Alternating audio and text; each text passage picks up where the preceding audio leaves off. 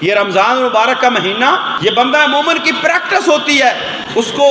اللہ کے حکم کا تابع بنایا جاتا ہے، اللہ کے حکم کا پابند بنایا جاتا ہے۔ اللہ کا حکم آ گیا، اب تم حلال چیز بھی نہیں کھا سکتے، حلال چیز بھی تم اپنے منہ کے قریب نہیں کر سکتے۔ تو جب اللہ کا حکم آنے پر حلال چیزوں سے ہم رک جاتے ہیں، پانی سے رک جاتے ہیں، تو اللہ کے حکم کے تحت ہم حرام سے کیوں نہیں رکتے؟ روزہ صرف بھوک پیاس برداشت کرنے کا نام نہیں، اور بلکہ روزہ تو پورے جسم پر لاگو کرنا ہے، یہ کیفیت تو پورے جسم پر لاگو کرنی ہے۔ اللہ کے حکم کو جو ہے وہ سامنے رکھ کر ہمارا پورا جسم، ہمارے جسم کا ہر عضو جو ہے وہ اللہ کے حکم کا پابند ہو جائے۔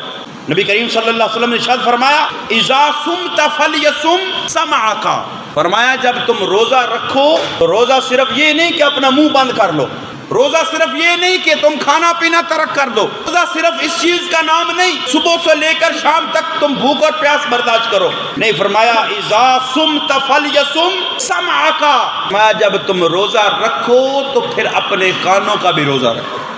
اذا صمت فلیصم سمعک وبصرک ولسانک، فرمایا روزہ رکھو تو اپنے کانوں کا بھی روزہ رکھو، اپنی آنکھوں کا بھی روزہ رکھو، اور اپنی زبان کا بھی روزہ، یعنی روزے کو پوری اس کی کیفیت جو ہے روزے کی وہ پورے جسم کے اوپر لاگو ہو۔